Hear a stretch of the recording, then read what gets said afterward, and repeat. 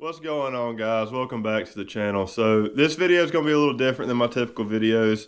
It's an old tape my granddaddy made years ago, and it goes over everything you need to know after you pull that trigger on your deer, from skinning your deer to quartering your deer to processing and to cooking it, even with recipes. It's a tape that I've gone back and referenced for myself, and it's a great video for people starting out and even some pointers for the more experienced guys. So I hope y'all enjoy it. I hope it helps y'all out, and I hope y'all learn something from it.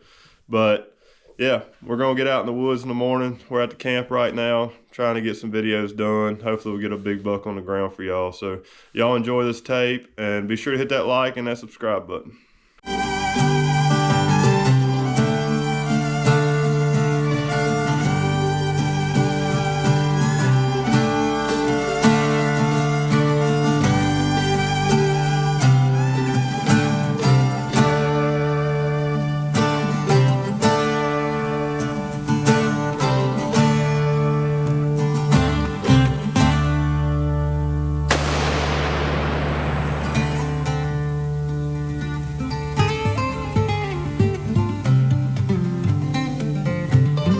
So now you've taken your deer, drug him out to your wheeler, got him to the truck, you're back at the camp.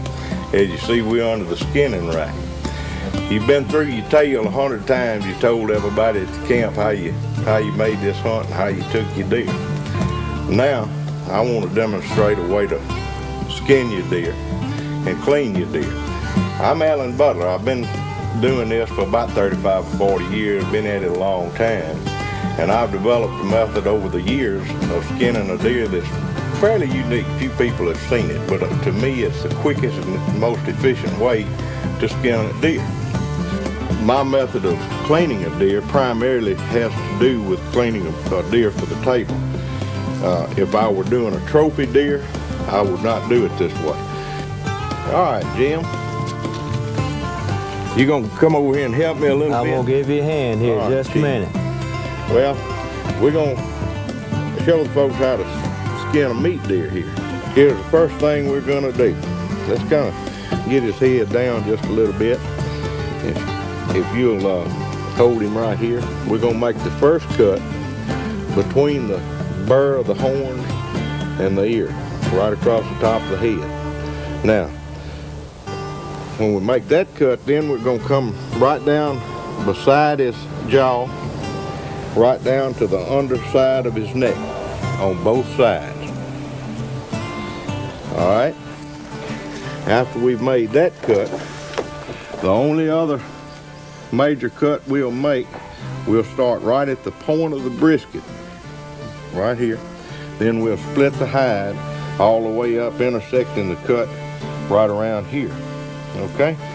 Then what we'll do is cut the hocks off between the elbow and the lower hock here. We'll just cut that off. We'll cut it with a knife first, then we'll take a saw and cut them off, all right? Okay. Then back here on the back legs, we're gonna leave this tendon to hang the deer with. We're gonna cut the back legs off right here, okay? Take both legs off. Then what we'll do is take since we have the convenience of a winch and a cable and a skinning rack, we'll hook the cable around the horns right here, and then we'll lift the deer up, and then we'll proceed with the skinning. But since we're talking about meat deer, what had this been a doe? How will we do that? Okay, very simple. Let me make a little demonstration. I got a short piece of rope here. Most folks know most does don't have horns. So what we have to work with here is the head and the muzzle of the deer. And basically what we do is just take a rope, we'll make a knot in it, make us a slip knot, and the first time, this is really the easiest way to show you how to do this if it's a doe. Let me get over these trophy antlers here. Okay. All right. Then we pull it down. If you'll notice, we've got the rope above the ears, between the horn and the ears. Okay. Okay? Because remember, we're going to make our cuts above the ears and peel this back. You know, we've done several deer here, Right. but we've been fortunate and we've been doing bucks. All right, then we take a half hitch, and the reason I do this is to line the head up and put a better pull on the head. A lot of times with a doe, usually they'll have a smaller neck, and if you use a small rope in doing this, it tends to, you know, cut into the neck, and that'll create a problem for you later. Right. And then we'll take the rope or cable, and if we're using a cable, we'll tie another loop in the rope and just hang it on the cable. Or if we got a, you know, the right size cable, we'll just tie the cable directly around the head and throw a half hitch around the muzzle, and then lift it up, and then we'll start our skinning operation. Okay. Very simple. I mean, it works for a buck or a doe, either one. Okay, Jim, what we're fixing to do now, we're fixing to make the cuts on the deer. All right, first thing we do, I want to be real careful. I don't want to cut a finger off because I don't like finger stew. So you just kind of hold your hand back here a little bit, Okay. and I'm going to be very careful. But the first cut we make, as I told you, I'm coming in right between the ear and the burr of the horns. All right, cutting that around. All right, then, now, move your hand back, baby. I don't want to cut a finger. All right, we try to be careful and not cut into the neck because that weakens your neck when you start pulling the hide. All right. Now, turn this head over. Okay. Coming in right like this. And down. Now, let's make sure our cuts meet. Okay. Just like this. All right, that's our first cut we make. Then we're going to get right in the center of the neck. Come right down through here, just like you'd normally cut a deer, to dress it. And right down the center of the brisket. Okay, Jimbo, let me get lined up here. These cuts can be made while the deer's hanging. I find it easier to work off the back of a truck. And I just go to right at the bottom of the brisket, right where the sternum is. Well, suppose this deer has already been field dressed. Will this work? Sure, properly? well, basically you're making the same cuts. The only difference with a field dressed deer, you're coming all the way down to the pelvis. And of course, clean the deer out. Most people do that if they're way back in the woods and can't get the deer out real quick, get him to the camp. And we're real fortunate to be hunting close to the camp, so, you know, we brought him in the way he went down. But basically, you make the same cuts, okay? All right. Now let's cut the legs. Show you how we take the legs off, all right? If you'll notice, we're gonna start in between this joint and this joint, okay? Come right around, cut that hide. Be real careful here, because sometimes you're pointing that old knife toward yourself. And anytime you're making cuts, you should be very particular and be safe. Take your time so you won't hurt yourself. All right?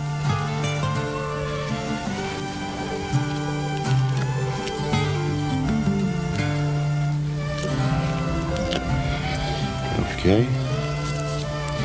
Now, let's get back here on the back leg. Now, all I do here, I want to leave this tendon, because when we skin the deer, we're going to hang the deer in a meat cooler. We're fortunate there again, we got a meat cooler to hang the deer in. And when we skin him down, we want to leave these tendons intact to hang the deer with. When you hang the deer in a cooler, it's better to hang him from the back end, even though we skin him from the front end.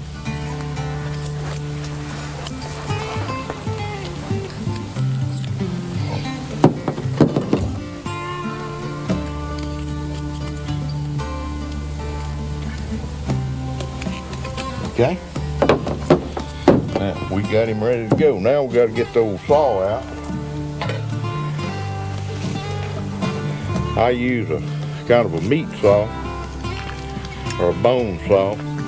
It's real good if you don't happen to have one of these bone saws. All you got to do is look your toolbox, get your hacksaw out. That works. And then we'll take the legs off. All right. Hang on to that, Cap. All right, I got it. All right. Now, let's take the back ones off. You kind of like me, you're short-armed, and you can't reach back here and help me hold, can you? Can't reach very far. All right.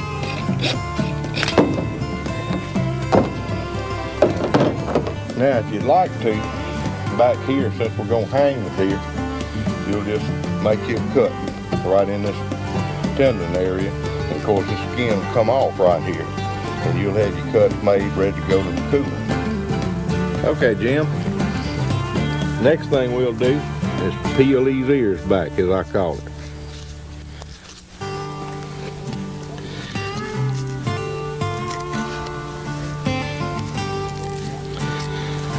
You know, I've seen people do deer similar to this, but they've taken a big rock or something and knotted up in the skin that they peel back. But looks like generally all your deer is going to have ears on it. That's like built in. You can get a rope around that might near all the time. That's right. And basically this takes the place of your rock and everything. I find a lot of times doing it with a rock, what you wind up doing is pulling the rock out, then you've got to start over. And what we want to do is we want to get that cable under the burr of the horn, and then we've got a good grip on it. And then we'll winch him up.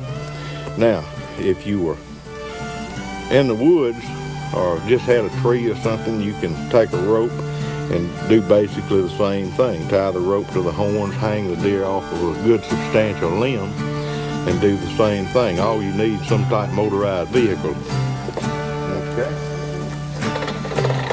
Jack him up. Oh.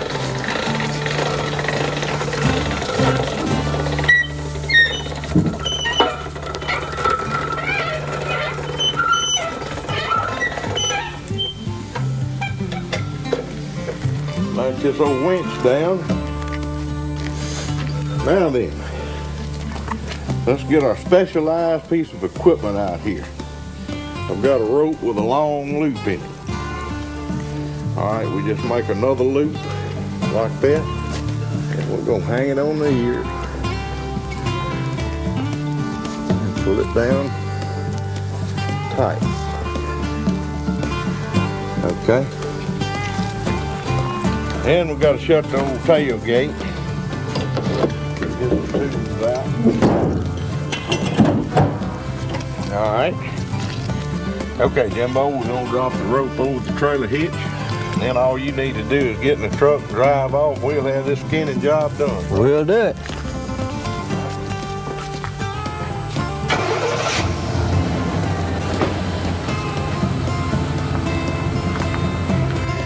Okay, Jimbo, ease her up.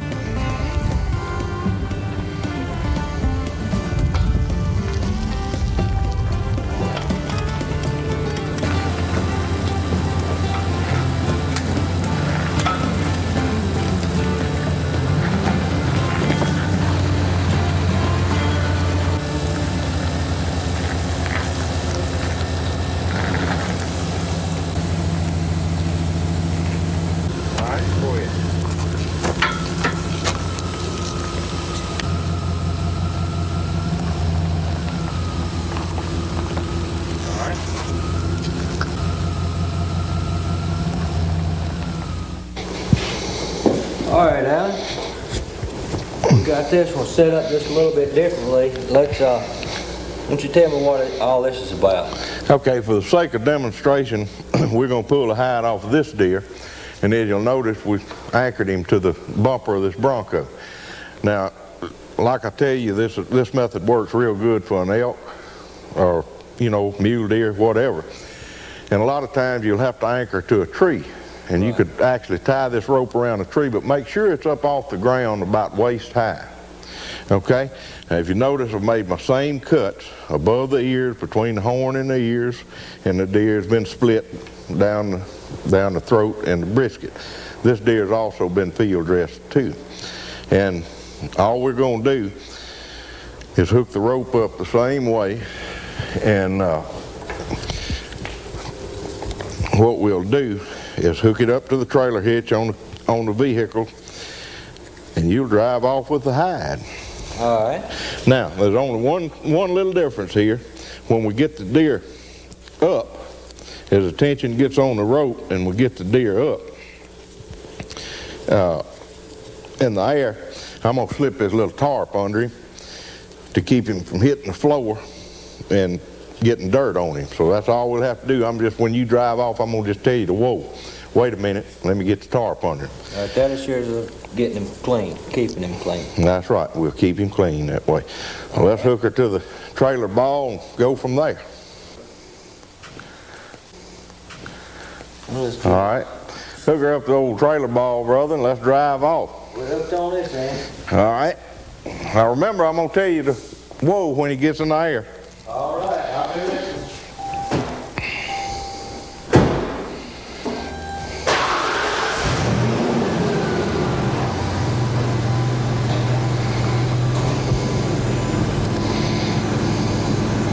All right, ease on. Go ahead. Go ahead. Go ahead. All right, hold it. Hold it.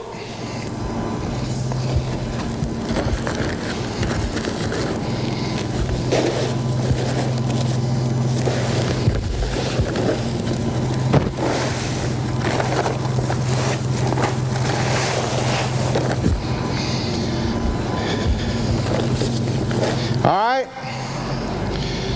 Go ahead.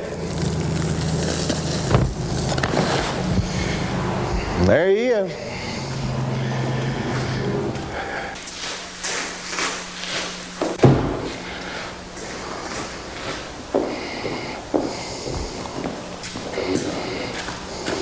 Well, that come out slick as a whistle. That's just about as clean as those that we had at the camp the other day up on a skin rack that we hung up. That's right. Cleanliness is the main thing. Suppose you're out in the woods by yourself or maybe with one other person. Can you do the same thing with a four-wheeler or all-terrain vehicle of some sort tied up to a tree such as that? Oh yeah, that works fine. I've done animals as big as an elk that way, and all you need to do is just anchor them off, tie to him, and a good four-wheeler pull the hide right off of him. Now what we're fixing to do here, you and I are going to hang this one in the cooler, and you know we like to let them hang for 4 or 5 days anyway before we break them down and cut them up. So let's get this thing in the cooler. All right, let's do it.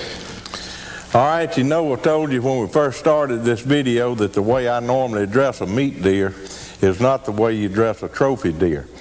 And we just so happen today we have a real trophy here that was just taken. I'd like to show it to you. Now this is a trophy of all trophies. I'd like to introduce you to the man that took the deer. And we've got a possible state record, and we should rank real high in the Boone and Crockett. I'd like to introduce you to James McMurray. James, congratulations, mighty good deer. You took this deer where? Big Lake Wildlife Management there in Tensall In Parish. Tensall Parish, right outside Franklin Parish. You've got a score sheet, I believe, that came from a store up here that runs a big buck contest, and it is very impressive. And as we'll see, the deer scored 272 4/8. Unofficials. Unofficial. It's an unofficial score at this time, but it should break the state record by close to 60 points. Okay, James, what we're going to do now, we're going to bring Elmer Tackle in here, and we're going to cape this buck out for you and get him ready for your taxidermist. You got a true trophy, and we sure don't want to mess it up, so we're getting an expert in here. Okay then, well, let y'all handle it, and I'll back off out of your way then. All right, Chief, we might holler for help now. Okay then. Elmer, Allen? I'd like to introduce the folks to Elmer Tackle. good taxidermist, and what we want to do is make sure we do this job right, and we're going to cape this buck out for you and show you how to do a real trophy buck. Okay, Elmer, what we're going to have to do here, we're going to have to turn this old buck around and get him in position to skin him. And we'll get him around here and get him in position and make our cuts. What are our first cuts here? We'll just kind of run through them and then we'll actually do them. Okay, Alan, what we're going to do is the main thing is we don't want to cut any holes in it. Yes, sir. Okay. We're going to start right here on this leg. We're going to come up the inside of this leg all the way up to the point of this brisket right here. Right. We want to make sure that we have enough hide here that the taxidermist can't say we didn't leave him enough hide. We're going to have him plenty hide. We're going to ring these legs right here and come up the inside on it. So if we want to start that, we'll start that, and then our next cut, we'll come up in here and finish cutting this out, and then we'll come up these legs just like this and ring them, and don't cut that tendon, right? That's right. And then we'll pull the hide down, work it off the neck. Now we're skinning this for a shoulder mount. Right. This will be for a shoulder mount. It won't be for a whole body mount. Full shoulder mount, and we've already taken the measurements of the necks and that's right. We got measurements around the necks, and we got it wrote down so that we'll have all that at a future date. I tell you what, I won't cut you if you won't cut me. Let's go to work. All right. This ain't a knife fight. All right, brother. Here we go.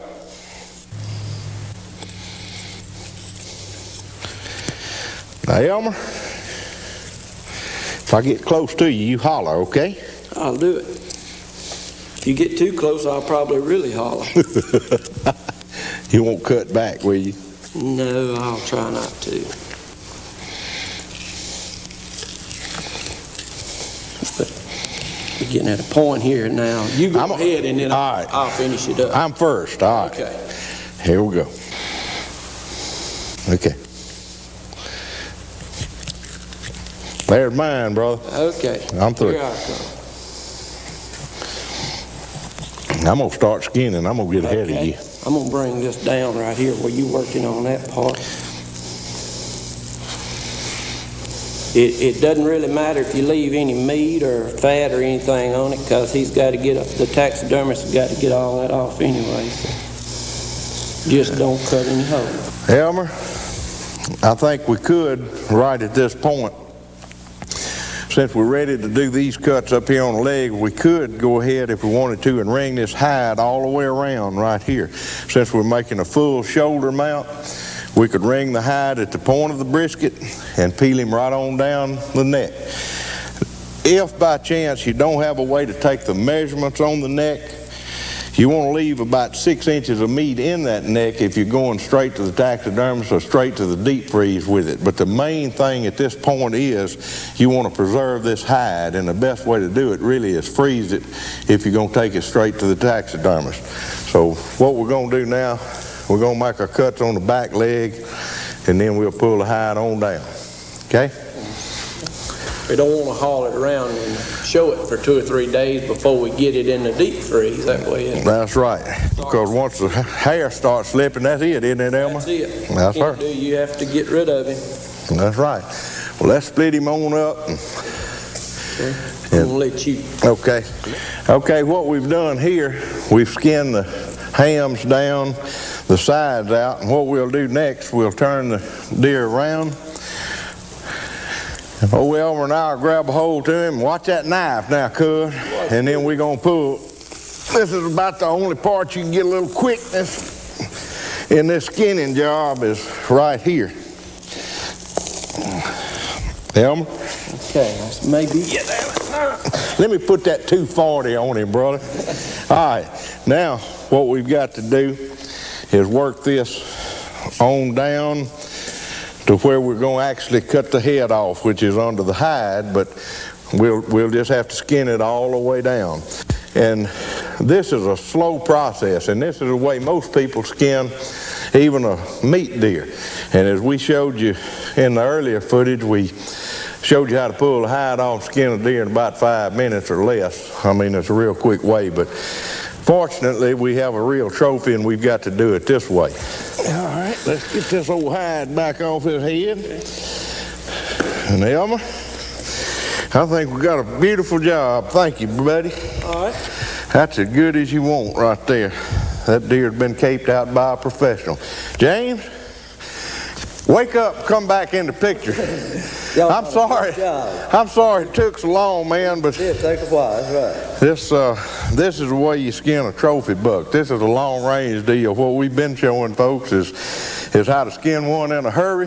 Well, if you're hungry, don't kill a trophy buck, though. That's right. We're going to have to hurry up and get this thing back to your wife so she can cook some of it. Right there. All right, you've seen how easy skinning a deer is, my method. Now I'm going to take you through a process of breaking this deer down, getting it a little closer to the table. As I told you before, we're going to take you from the hoof to the skillet. And we're going to have some real fine gourmet food here. And old Jimbo, would you jump in here and help me? I sure will. You remember I told you when we first started this thing, I'm not a butcher. That's right. Okay? I'm doing this from a deer hunter standpoint. And it's not going to be just exactly the way a butcher would do it, but I guarantee you'll wind up with better table fare when I get through. Now, first thing I do is take the shoulder off. Jimbo, if you'll hold him right out here on this hock right here and just give me a little pressure.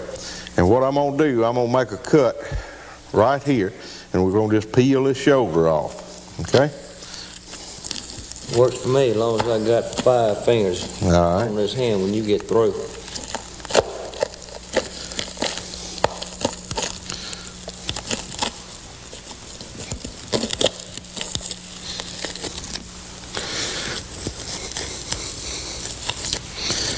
All right.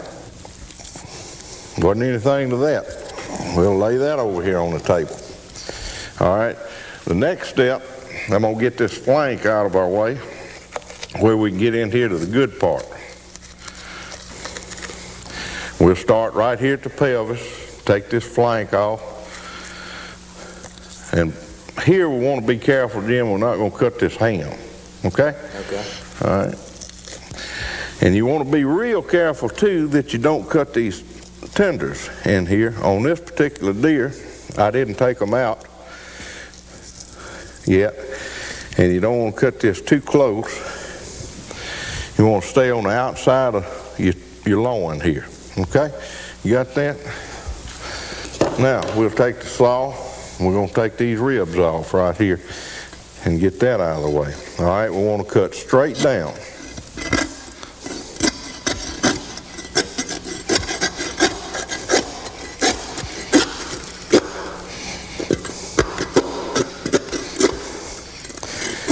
Boy, I tell you what, this rascal's kind of tough, isn't he?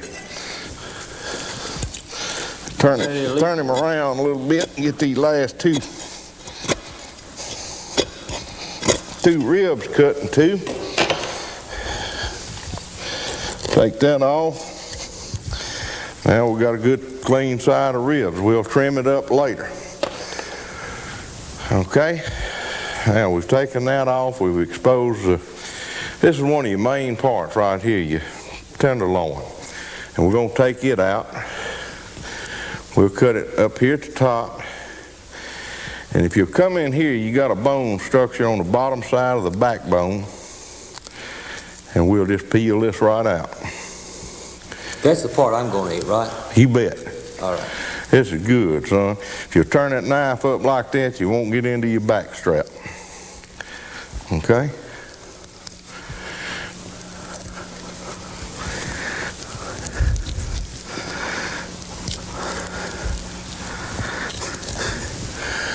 All right, in just a minute, I'm going to show you what to do with that piece of meat as quick as you can, okay?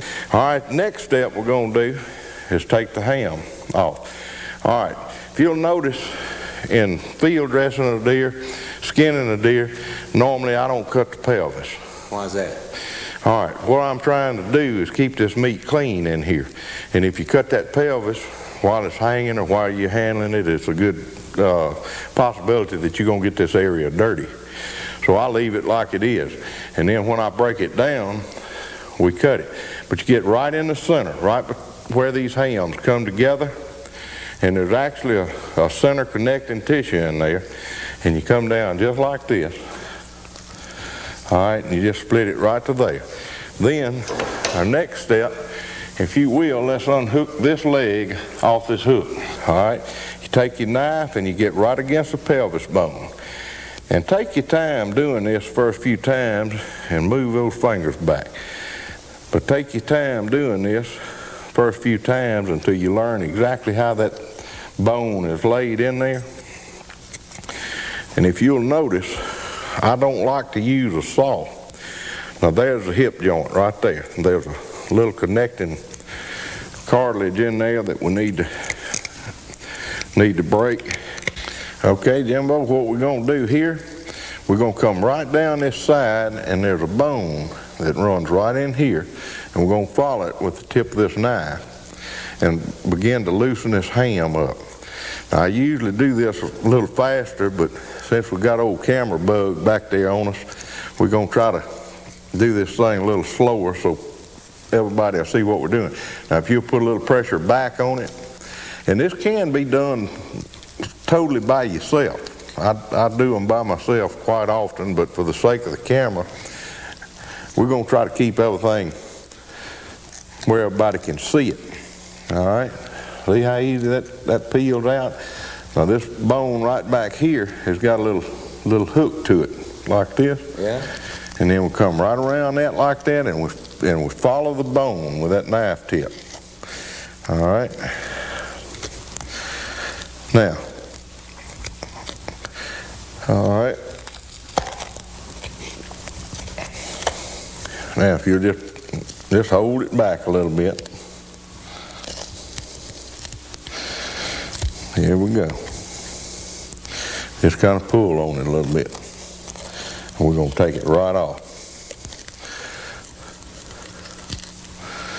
All right. Now, let me show you this. You're right, we're cutting right next to the bone here. You see there's very little meat still left attached to that bone. This is all our goodies right here. That's the ham. Okay, let's lay this over here out of the way. Now the next step, if you'll trade places with me, because what I'm going to do now is take this back strap out. And you talk about a gourmet's delight, but that's going to be a good deal. We're going to take this back strap out all the way from under this bone right here, all the way down to here. Okay? It's very simple. First cut we're going to make, we're going to follow right on the side of the spine. Okay? Here we go.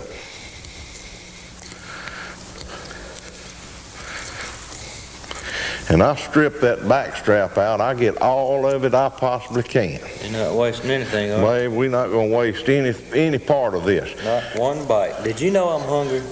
Look, when we get to the kitchen with this, I'll make you slap your mama away from the table when you eat some of my venison.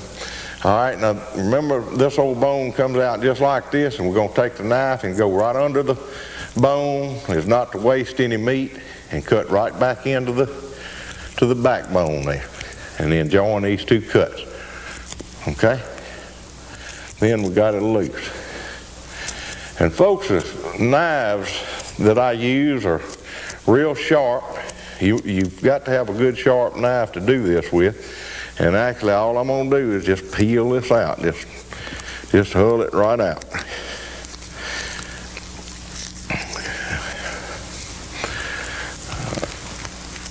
Well, let me get it loose up here, and then we'll take it down. Okay? All right, here we go. You see how easy this comes out? Mm-hmm.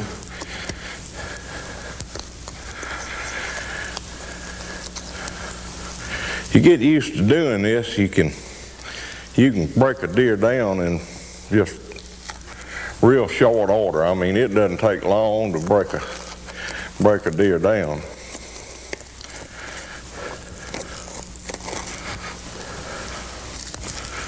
Then we get right down here to the bottom of our cut and just cut that off. Okay? Now, lay that over there on the table. Let's move this old knife. Just lay that over on the table. Oh, and that is choice eating right there, I guarantee you. Next thing we're going to do, let's take his head off right here. We'll make a cut into the bone with the knife all the way around. Then we're going to take this old saw. We're going to take his head off.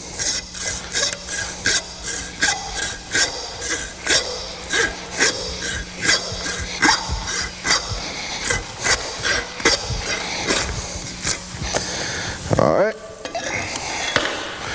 got that out of the way. Now, let's take our knife,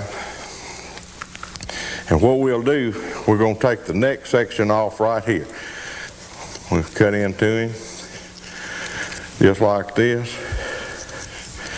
Now, for the sake of the video, I'm not going to take the ham and shoulder off right here, but at this point, we would have already taken this shoulder out of the way, and we'd be down to just the backbone. We would have taken the other back strap out, and then all we'd do then is take the saw and cut this neck portion off, and all we've got hanging here now is just one ham, okay? And then after we get through with that, we'll take the ham off the pelvis bone, and we've got it broken down. And basically the reason I'm not going to go through two sides of breaking the ham off and everything is just time consuming and repetitious. But So you start at the top and work your way down, and then come back up the other side. well, For your hand. that's exactly right. I'll just take the shoulder off, same sequence as before, except taking the other ham off is the last thing, because we've got to have a place to hang that rascal, you see. Right. And we'll work him right back up the other side, and then we'll take this, we'll go ahead and take this thing in the house, and I'll show you how to trim him up, muscle him out, and man, we'll have him ready for the table. What we're going to do now, you know, I told you I was going to show you how to do this cutting up deal just like I do it. I'm going to show you how to bone this deer out.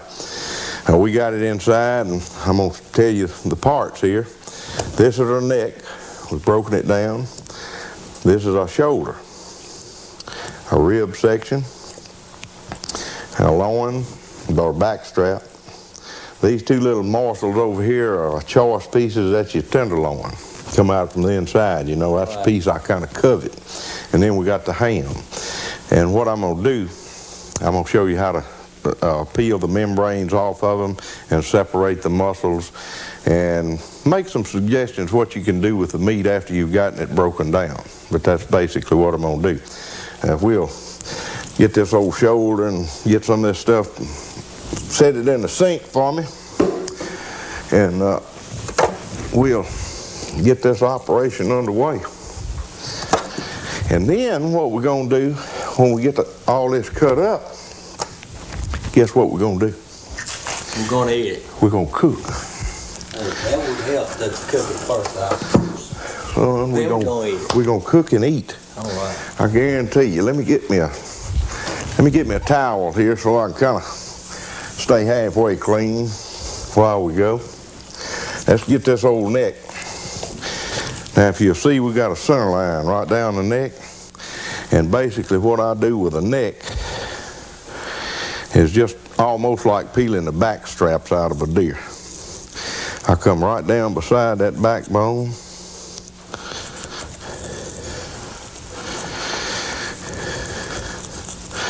And I just peel this thing.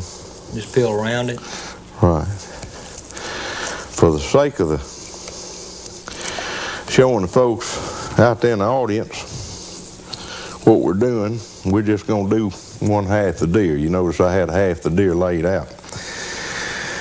We won't go through cutting up the whole deer and have a lot of repetition involved.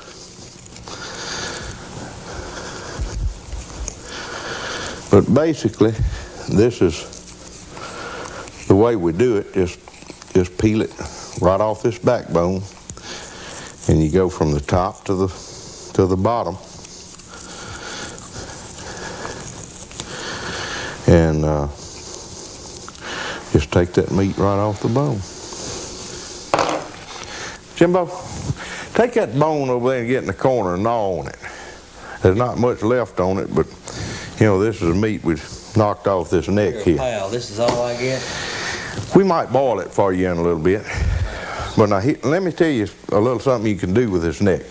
I usually take it and trim it up and just make stew meat or hamburger meat with it. But you can take it and split it on the bottom, just like that. And you can actually lay this out again.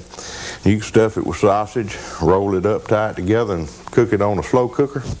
Man, that's great. Makes a real good roast. But it does. But we're gonna put this aside. Well, we're gonna take the old shoulder, Jimbo, and I'm gonna trim it down for you. Now, the first thing I'm gonna do with this shoulder is take this outside membrane off of it. I'm gonna trim it a little bit. Show folks how to do that, because on a deer, if you don't get this membrane off of him and get the fat off of him, it'll make your meat tougher and a lot more gamey. Any part of the deer that I prepare for my family or for myself, I do this, take this membrane off. And it doesn't, you're not wasting any meat. And Jimbo, when you cut this off, you might have a little, you'll have a little good red meat on it, and put that in your stew pile.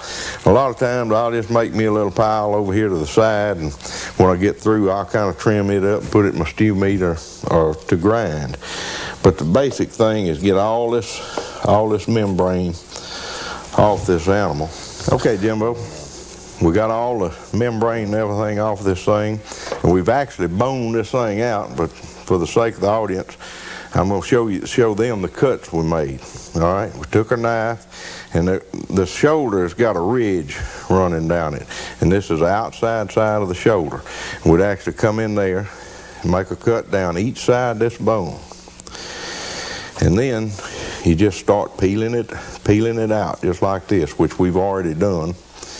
All right, and then you take your knife and come down this blade and start under your meat and just trim it right up, just like this. Just go like that with it. So you just keep your knife blade against that bone and trim it as you go. All the way. Any cut you make on a deer, on a piece of venison that we do, elk, deer, whatever it is, keep as close to the bone as you can. And then when you get it all peeled off, well, this is what you got. You know, you could throw that bone right there to a pack of blue tick hounds, and they'd probably bite you for a year if you didn't leave them any more than that on that bone right there. Throw it back at you. All right, we're fixing to get down to the good part now. We're going to eat. No, man, we're not going to eat yet. I'm going to get a back strap. You said the good part. Well, we got to get this done before we get to that, and we're going to do a back strap, and then we're going to eat. Okay. On the back strap. Hold you to that. Are you going to make me cook, no matter how late it is? I'm holding a knife, man. All right. All right. Go ahead. Back strap. You got a membrane on the back strap, just like you do on everything else. I take that membrane and peel it right off. A lot of it will pull off, just like the skin. All right, hold it right there now, because I'm getting down to where a little of it will pull off on some good meat. And I do not want to waste any of my back strap, because that's what I'm planning on feeding you some of tonight. Well, let's don't waste any of it. We won't waste any of this. All right, this part right here, we'll put over here, and later on we'll trim what little bit of meat we got. I'm going to take the back strap, one more little piece down here to trim off. That's no good. I'll lay the back strap over just like this, get on the back side, and you got one little strip right here that we'll peel off that doesn't have much meat on it. Since it's got a little on it, we'll cut that tip off of it, put it over here in a to do later pile.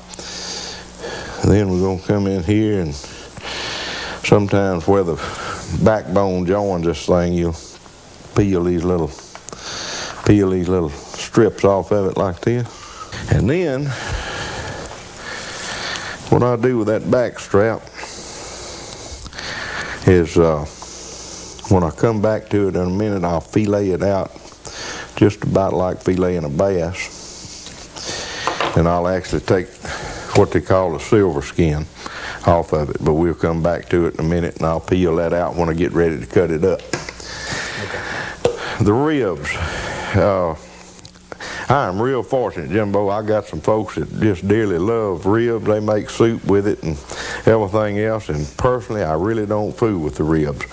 But if you were gonna work on the ribs, you can take them, and I'll just kind of show you a little bit about what to do with a rib.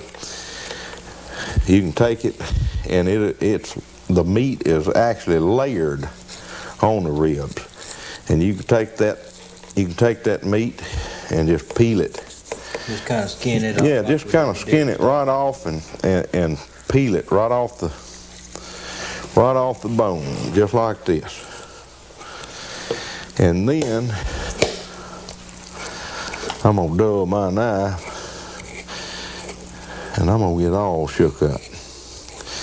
So what you can do is just peel that meat right off the bones, and you can take that meat and cut it up, make stew meat out of it or whatever. Putting that piece on the grill. It would probably be real good. It'd probably be real good made into something like fajitas, where you marinated it, and cooked it on a grill.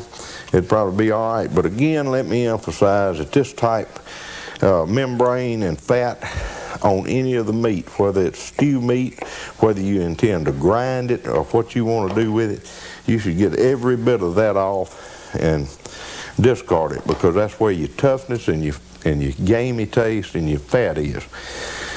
So we're gonna slide these old ribs back out of the way, and then we'll work on us a shoulder. And get these knives over here.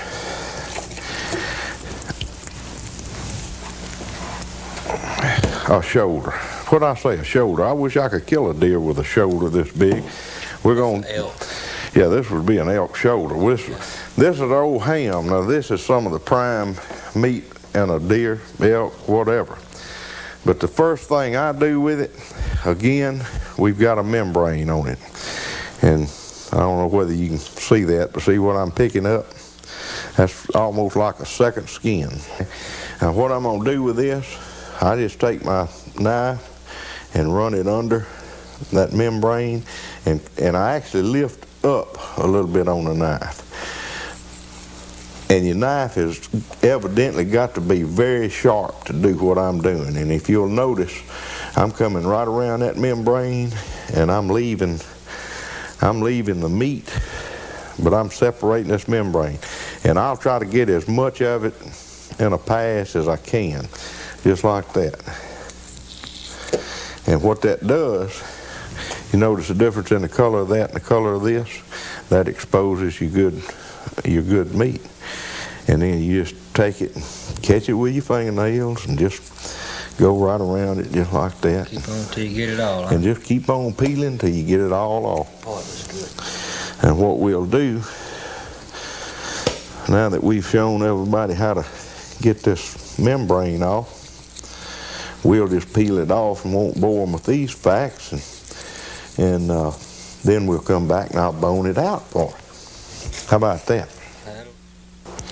Okay, Jimbo, we got all the white membrane off, everything taken off of the ham, and if you'll notice, you'll start seeing lines.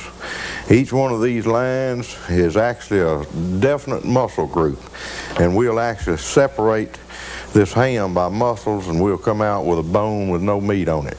All right, see what I mean when these things join? It's almost like putting a puzzle together. And you can really take your hand and pull a lot of this apart, just like this. And really what you want to do is just don't cut your muscles. You're actually just peeling these muscles out.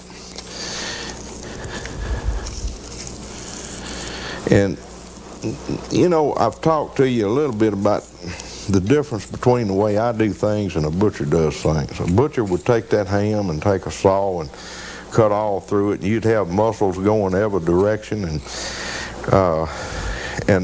by all means, I don't mean to be putting a butcher down, but after all, he's in this for a living, but you got to eat this stuff.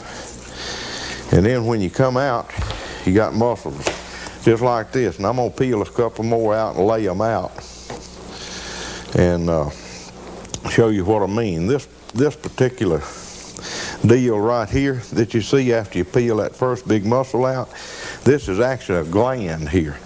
Now if you cut that thing up with the bone in it and all, you actually cut this gland up in your meat. When you get ready to cook, most people don't take it out, they just cook it.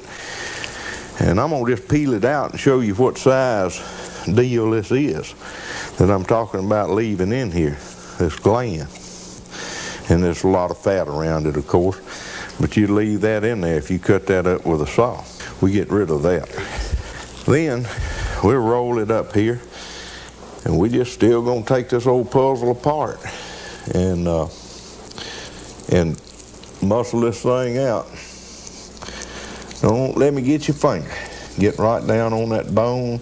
Anytime you debone one, you want to cut right next to the bone.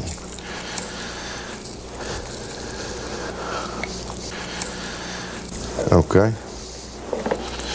We'll just cut right next to that bone. Come right around there. Turn that knife blade, tip of that knife, and come right down that bone, just like that. And cut in, come down that bone. Cut in, come down that bone. Now I'm not leaving quite enough meat on that bone. You couldn't make soup stock out of that, I don't think. Unless it was on this knuckle here. Now, we'll lay this out of the way, and what we'll do here is separate this muscle. It's got a little cap on it that you can take off. See, actually this is just a little cap over this big muscle right here, and I usually take it off. And it's a perfectly good piece of meat, so I put it over here in my little pile that I'm gonna get back to next, or after a while, because we're not gonna discard any of this. We're gonna keep it, and we'll reduce all this into good edible meat.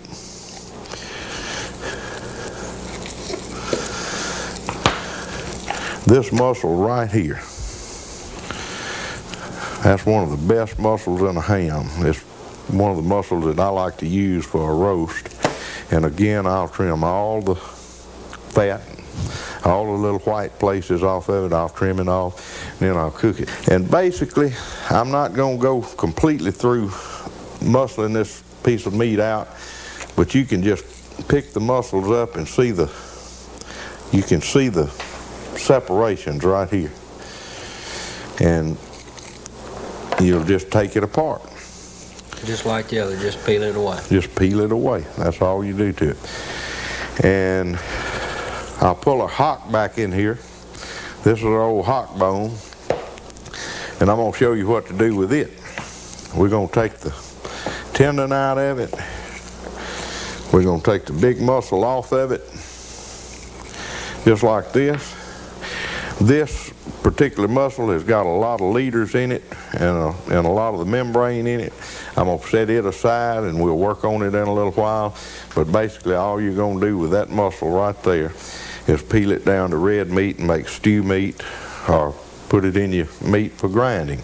But remember, when you grind it, when you take that meat to a butcher, you want all that stuff off of it, because if you take it to him with fat, membrane, connecting tissues on it, he's going to grind it all up in your hamburger meat. And you know, when you eat a hamburger and you bite and gristle and all, that's not good, is it? It has a little added body to it. Yeah, we don't want that. Okay. But you just take all the meat off this bone, even down to the hock, and make your hamburger meat with it, but you just trim it up good. Okay, Jimbo, you know that little special piece I told you about, those little tenderloins? Mm-hmm. Sure did. I've been saving the best for last. All right. Here we go. I'm going to show you what I'm going to do with these. Hand me that Ziploc bag over there, brother. All right, we're gonna take that Ziploc bag. How about that box of salt? We're gonna take that box of salt, and I'm gonna put it, as your stone says, just a little bit of salt in there, maybe about a tablespoon.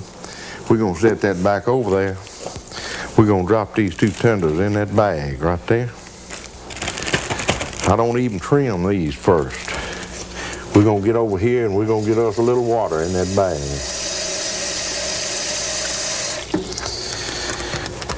And we're gonna take this bag and we're gonna zip it up. And we're gonna bleed the air out of it a little bit.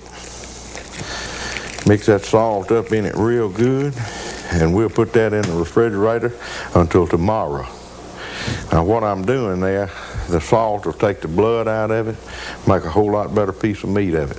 But just so happens, if you reach over there in the sink and get what I've already done, we'll trim it up and show folks what we do with it. But I'm gonna have to get rid of the water. I forgot to tell you, take the water out, brother. Get the water out. I'll do that. I'll get the water out of it. If I drop this on my wife's floor, she's gonna whip me. Now, you see how white this fat is now? Yeah. And I don't know, when you soak it in that salt water, it actually forms a membrane around it, just like this. And all I do is just take my knife and peel all that off. You know, I've told you every time we peel all the membrane off and all the fat. And we even do it on this tenderloin too. Makes a lot better piece of meat out of this. Come in here and come right down that side. Lift that up, cut it, bring that off. And we just trim both of these up just like this. Get all the white off of it, all the fat off of it, and a little membrane. And then, partner, you have got a choice piece of meat. Is that what we're going to eat after a while? And I'm going to cook you a roast. Okay. I'm fixing to come back and I'm going to cook you what I call a venison ribeye. Then I'm going to come back and I'm going to fix you some dry fried, southern style. Then I'm going to come back and I'm going to fix a little pepper steak. But first, now what we're going to do, we got to come back and I want to make a few slices on my tenderloin and a roast over here, or some of these big muscles. Jimbo? Yes, sir. Didn't you tell me a while ago you wanted to help me out a little bit? That's right. Got a little project for you. Okay. You see this little pile of meat, this pile of meat, this pile of meat, this pile of meat? Huh? You see all this? All right. You see this little white stuff here? That's right. That's the membrane you was talking about. Right. And you see this white stuff here, which is kind of fat membrane? Yeah. All right. What we're going to do, we're going to load this all in the ice chest there. Okay. All right? I want you to take this little short-bladed knife here, kind of like you. I sharpened it special for you. It'll cut, man. And I want you to take this knife, and we'll put all this meat in there, and I want you to take it in there in that little table. And I want you to get all this membrane and all this little fat stuff off this meat. I want you to get it ready for me, all right? All of it? All of it, every bit of it. All these little pieces? All the little pieces, big pieces, don't make any difference. I'm going to slide this little choice piece of loin over here. I'm going to bring this roast back over here. And I'm going to work on these 2 pieces and get them ready for the skillet while you take care of this stuff. All the little white stuff. Now, if you're not through when we get it done, we'll let you take a break. How about that? We're going to get to eat? We're going to eat, brother. And if you don't get full, it'll be your own fault. All right. How about that? What I'm going to do now, I'm going to take the back strap, and I'm going to take this silver skin off of it, and then I'm going to cut it up and get it ready for us to cook tonight. Now, the way I normally do that, I'll actually lay it on the silver skin, on its back, and I'll take a fillet knife, which is very sharp, and most of the time I'll start right in the middle of the back strap and cut right down to the silver skin. And this is very similar to filleting a bass. So I'll turn my knife flat and then just come right down the silver skin with it. You can actually take an electric fillet knife, electric knife, and do the same thing. And when you come out, you left this part on this side. Then we'll take it, just turn it around, and we'll get most of it off this way. All right, see, we're just taking that old tough membrane right off right there. Drop that in the trash. Turn this thing over. And we've got a little piece here, here, and here, and then we'll just take the knife and peel it right off.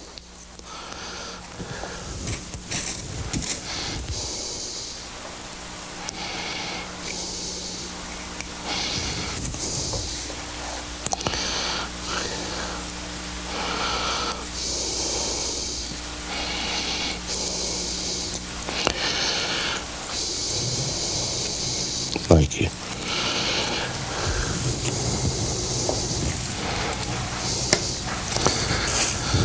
Okay, what I'm going to do with the back strap tonight, I'm going to take it and cut it in pieces of about an inch or maybe a little thicker. Just like this. I'm going to make little rib eyes actually out of it is what I'm doing.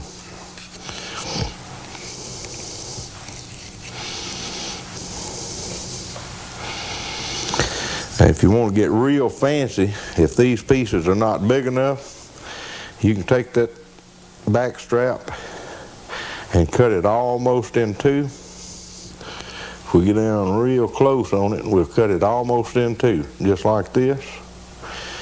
Then we'll move over for another cut and cut it all the way, just like that. And you can take that and actually butterfly it, just like that. And see, that makes for a real nice little steak. We'll finish this. Then I'll take this little piece, and in a little while, if you'll notice, I'm going to run some meat through the vealer. I've substituted this vealer for Jimbo. Now, most people that do their own processing don't have this piece of equipment. I'm very fortunate. I bought one at a garage sale many years ago, and this is a real handy little item. And I'll run some steaks through it and make what I call a cutlet, because we're going to cook some cutlets tonight, and I'll actually cut them out of another major muscle out of the ham. We'll take the other portion of the back strap. This is the front end of it. We'll take this and cut thinner steaks. We'll cut these about 3/4, a ½ inch will work fine, but 3/4 of an inch is about ideal. We'll cut this into little steaks, and then we'll run these through the vealer and make what I call cutlets for dry frying. I'm going to take this particular muscle and I'm going to separate it one more time. We've got a seam right here, and I call this eye of round. That's my terminology for it. And this is a real good little piece of meat, usually lighter in color than a lot of the other meat on a deer or elk or whatever. Do it just like we did the others, get all the silver skin off. It always comes to a point, and I'm going to just take that point off of it. I'm going to take the point off the other end, just like that. Square them up, and we can use this to either grind or stew meat or whatever we want with it. Then we'll actually take this little muscle and slice it into little steaks, just like this. And what we'll do with these little steaks, we'll run them through the vealer. You can always take these and make beef tips with them, or venison tips, whatever, and gravy over rice. Anything you do with this piece of meat is real good. Now, what we need to do is come back to our big mussel and finish taking the connecting tissues off of it. And I'm going to take it and slice it and make little steaks out of it and run some through the vealer, and then show you what you can do with some of the rest of them.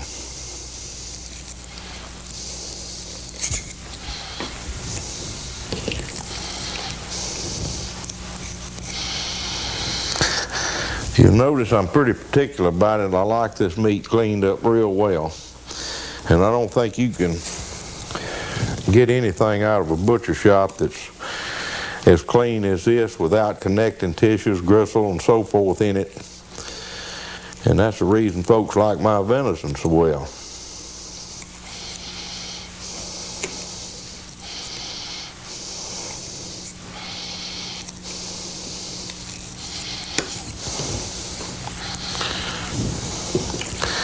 Now what we're going to do, any of your major muscle groups, you can look at the muscles. Let me pick this one up and show you a little better. But you can take the muscles and look at it and tell which way the grain runs in the muscle. The grain is running this way. Anytime you cut a muscle up, you cut across the grain. If the grain's running this way, you cut across the grain. And that makes for a more tender piece of meat. Okay, we'll come back to this piece, finish taking the little membrane off of it. Then I'm going to actually slice it. The grain is running in this direction. All right, I'm going to square it up, take that first little piece off, put it over there in my stew meat. And then I'll cut little steaks off of it. Some of them won't be very wide, but when I run them through the vealer, they'll make a real nice little cutlet.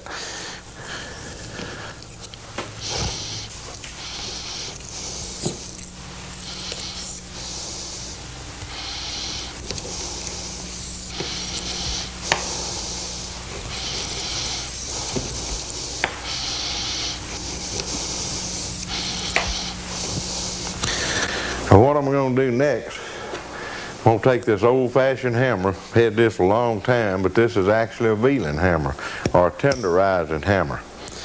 And we're going to take a little cutlet that we made a while ago, and I'm going to show you how to tenderize it the old-fashioned way.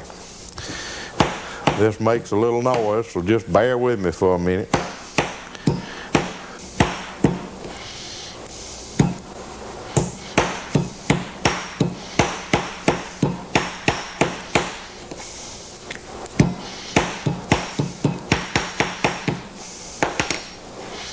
I'm very fortunate that I've got this tenderizer sitting right over here, and I'm going to show you the way I do it. Now you can turn that tenderizer on, take that little steak, and drop it in there, being very careful not to get your fingers involved in this thing because it'll really hurt you. Now what I normally do, if you'll notice, I'm running it 2 times. I run it through there 1 time long ways, turn it sideways, and that actually crisscrosses the cut. When you take this meat to your butcher to have it run through a tenderizing machine or a vealing machine, whichever you call it, make sure you ask him to double run it, and you run it 1 way lengthways, make a cut lengthways on it, and then 1 time crossways.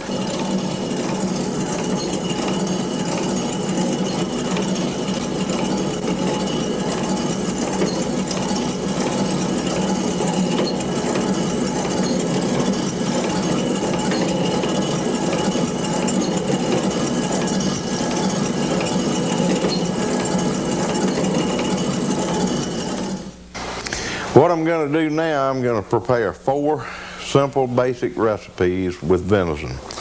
The first thing I'll do, I'm gonna fix some venison ribeyes.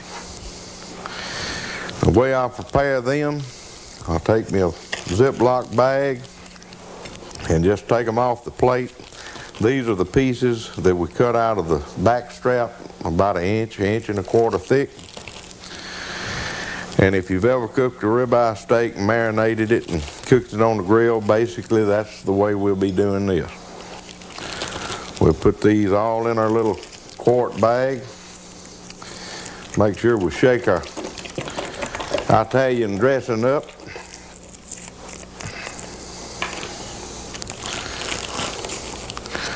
Put that in our bag. We might as well use all of it. There wouldn't be enough left to spread over a head of lettuce. And I like to kind of squeeze the air out of the bag a little bit, maybe not all of it.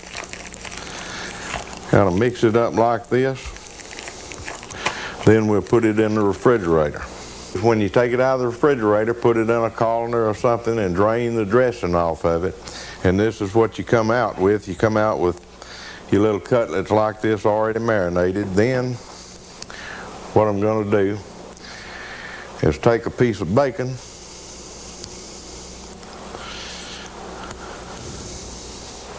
and wrap each steak with the bacon. I'm not the neatest thing in the world, but I'll guarantee you when we get through with it, it'll come out good.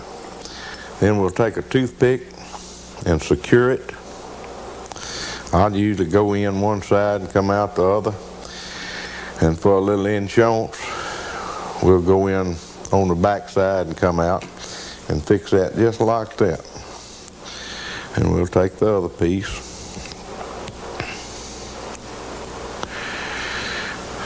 I think I'm going to do 42 of these tonight for Jimbo, because he said he was hungry.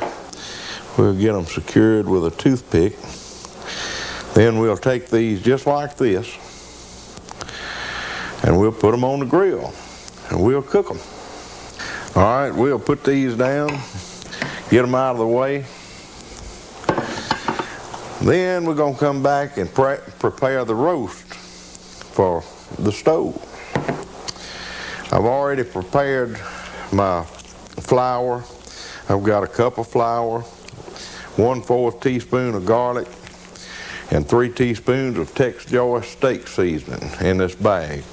And the first thing I'll do with the roast is just drop it in the bag.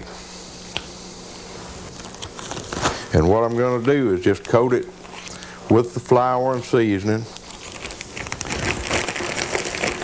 and we'll have it prepared for the skillet. And that's about all I'm going to do to that roast right now, and then we'll take it to the stove in a few minutes and we'll get it going. The next thing we'll do, we're going to prepare our cutlets that we made with our vealing machine and all. We're going to prepare them for 2 ways. We're going to prepare them for dry frying, as we call it down south, and then we're going to prepare them with lemon pepper, which I call lemon peppered steak. And for you diet lovers, I got one for the dieter, which will be the lemon pepper steak, and I got one for us big boys, which will be the dry fry, and it's my favorite way. But what I'll do with them, let me move these back just a little bit. For the dry frying, the first thing you've got to have is what you want to mix up in this bag and shake that meat up in. What we've done here, and we've prepared it ahead of time, we've taken 1 tube of crackers, 1/2 cup of flour, 2 teaspoons of Texas Joy seasoning, and 1/4 teaspoon of garlic powder. That's our mixture, and we'll put it in this bag. We took the crackers, of course, and took a rolling pin and crushed them up and kind of made a mealy substance out of this. All right, I'm going to lay that back down. Then the next thing we're going to do, we're going to make a batter. I'll get this over here and we'll actually do this. We're going to take a cup of milk, if I don't spill it on myself, We're going to pour that in that bowl. We're going to set this out of the way. We got a half a cup of flour. And I like to kind of mix this up as I pour it in, and try not to make it too lumpy. And what this will do, it'll help you stick your batter to your steak. And then we're going to take 1 egg, put in that mixture, and this will actually make our batter. Let me stir that up real good. If I had old Jimbo out here, he'd be wanting to drink that. I got him so hungry now, he doesn't know whether he's washing or hanging out. All right. Now what we'll do is actually take the cutlets and lay them in our batter.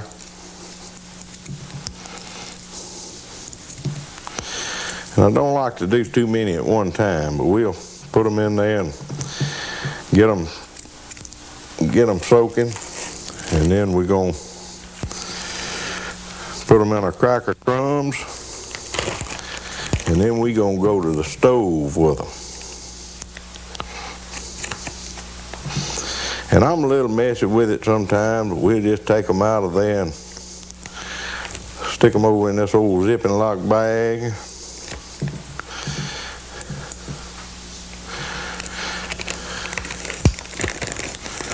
And we'll shake them up real good.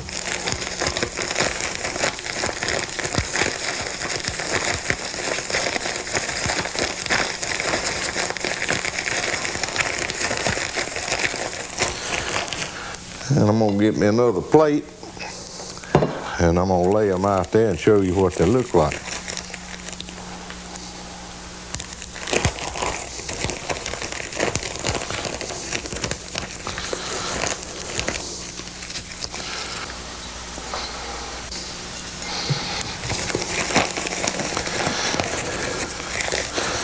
Now, while Jimbo's back there doing his trimming, we got us something here that is going to be fine to eat.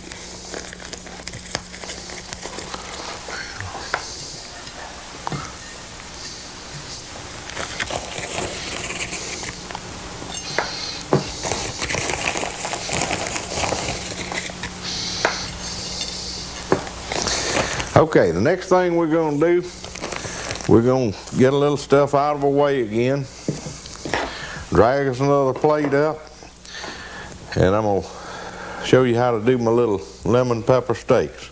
Now these are for the dieters. My wife tries to keep me on this, and somehow I slip back to the dry fry. But you can use any portion of the cutlets to do this with. And it's very simple. I'll usually just lay them out on a plate. Take some plain old lemon pepper, sprinkle a little lemon pepper on these cutlets, and you don't want to put too much, but you want to put enough, and then turn them over and sprinkle the other side a little bit. But again, let me caution you, don't put too much on there. And some of your lemon pepper will have more salt in it than others too, so you might have to experiment a little bit. But that's all you do with these, and then we're going to take this stuff to the stove, and we're going to try to fix it up where old Jimbo will eat it now. Jimbo! Hey! Come in here, man. I got a project for you. Oh, great. Another project. Another project. Have you worn my little short-bladed knife out? I'm working on it. I want to trade you. Oh. Let me have the knife. Would you please take this outside? Sure. We got the grill going, and put those on and get them ready. I am hungry. I've counted them. Now, I know how many is there, and you got one. Now, if you eat it while you're out there, you shot. I'm going to get over here and get this roast going. You don't play fair. I know it, but I can't help it. Okay, what we're going to do now, I'm going to take the roast and sear it and get it on. If I get it out of this bag, y'all don't get too excited over this little tool I use here now. What we've got about a 1/4 of an inch of oil in our skillet. And we're going to brown this roast on both sides. And then we'll make our gravy and get this thing ready to go. Okay, what we're going to do is turn the roast. If you'll notice, see how brown it is. And then we're going to turn it over and brown the other side. Now, I'm going to try to do some trick cooking here. And while we're doing that, I'm going to start our cutlets, our dry fried cutlets. We're going to drop them in the grease. Now, I like to cook these in deep fat, kind of like you'd southern fried chicken. We'll drop them in here. And you don't want your grease extremely hot, but you want it to bubble just like this when you put your cutlets in there. Let me turn that down just a little bit. Let's see. Got it? Okay. Then the next thing I'm going to do, I'm going to get me a little of this butter and put in another skillet and melt it. It's kind of diet, but really with the real butter it's not. Now, if you're really watching your cholesterol or whatever, you might want to just spray a little Pam or just lightly oil this skillet. You just want enough in there where it won't stick. And I'm bad about using butter. So we'll melt that butter, and we got our skillet pretty hot. Let me adjust it just a little bit. And then we'll just take our steaks and lay them in there. And we're going to have some cooking going.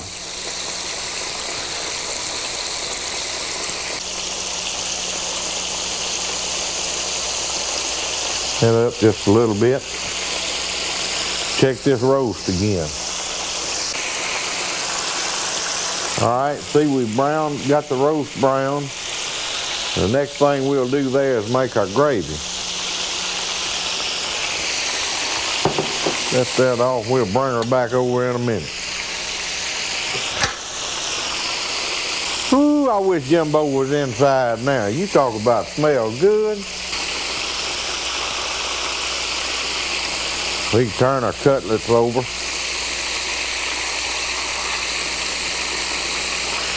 And folks, this cooks real fast. One thing you want to do with venison, you don't want to cook it too long, or you'll dry it out. Check our old pepper steak, our lemon pepper steak. Turn them over. What we'll do next is make us a little gravy. We're going to dump the flour in the skillet. I might get a little messy here, but my wife just loves to clean up after me. Like I say, we got 3 things going at once. I actually got 4. Jimbo's out there at the barbecue pit.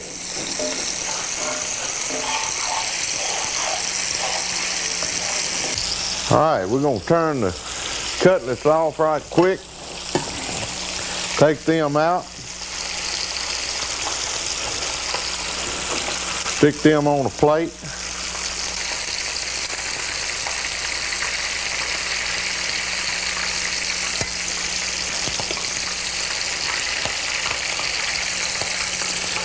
Okay. Well, we got some cutlets done.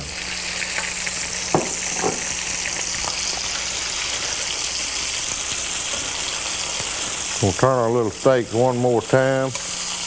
We got it popping, cooking all around. Turn it down just a little bit. Get back over here on our gravy. I believe we're going to get the pepper steak ready before we get our gravy ready. Let's turn the stove off and get them out.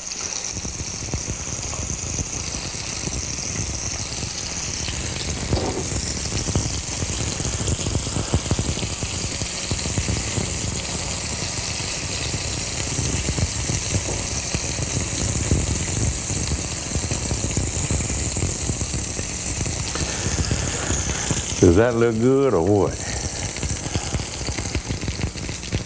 All right, what we're gonna do now is finish our gravy, add our ingredients, and go. I'm pouring in water. You might not can even see me. And making one good mess.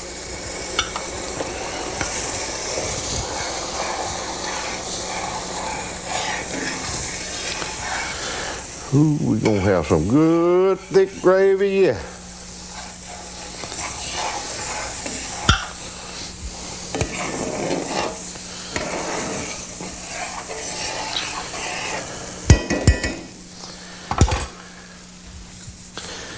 All right, at this point, we're gonna bring us some potatoes in. We got about 3 potatoes cubed up. We're gonna put that in the gravy.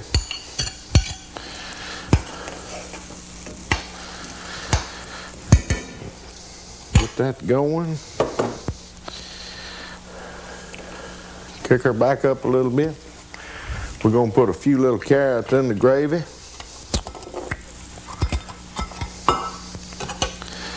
Kind of get them coated a little bit.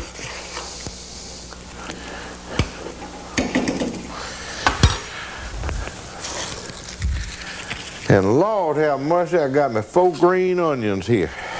Watch this, folks.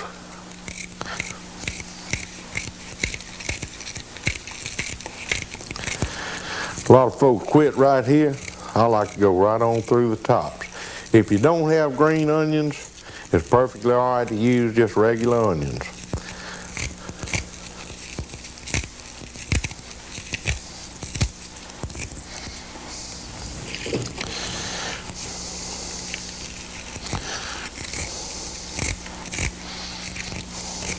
I like to bring it back to a simmer.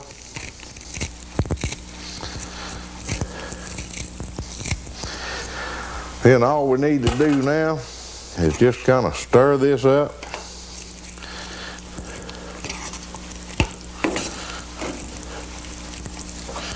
Get gravy all over the onions and the carrots and the potatoes.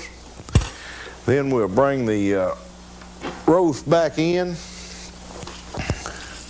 Take the roast and just kind of wiggle it down in there and get it coated good with the gravy.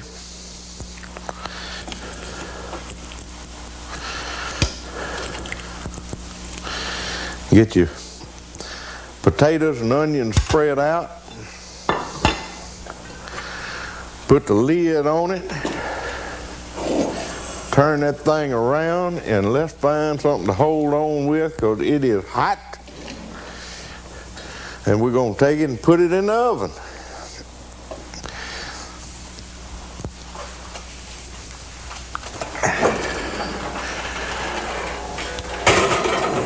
We'll have the oven preheated to about 350 and we'll cook that roast for approximately 2.5 hours until it's good and tender. And then we're going to eat, folks. All right, what I want to show you now is how I prepare this for the freezer. The little cutlets or any other meat you might have. The only thing that we don't put up the way I'm going to show you here is hamburger meat, and you'll see why that won't work very good. But I freeze things in Ziploc bags, and what I do first is put a date on them, and then I label the bag as to what cut of meat I'm putting in it. In this case, I'm putting cutlets in this bag, and the first thing I do is drop my cutlets in. Usually I weigh these, and it's not necessary to weigh them, and for this purpose I won't weigh them. But usually I put about 1.5 pounds of meat in a quart bag. I'm not going to measure my salt, but usually I'll put just about a teaspoon of salt in that bag, and then put enough water in it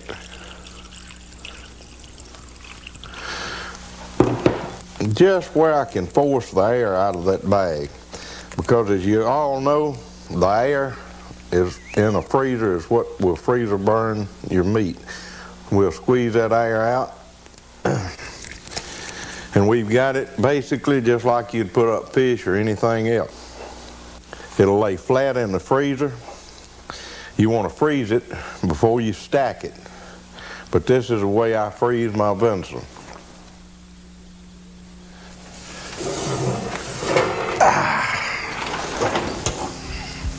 And I tell you what, this is a big old pot here.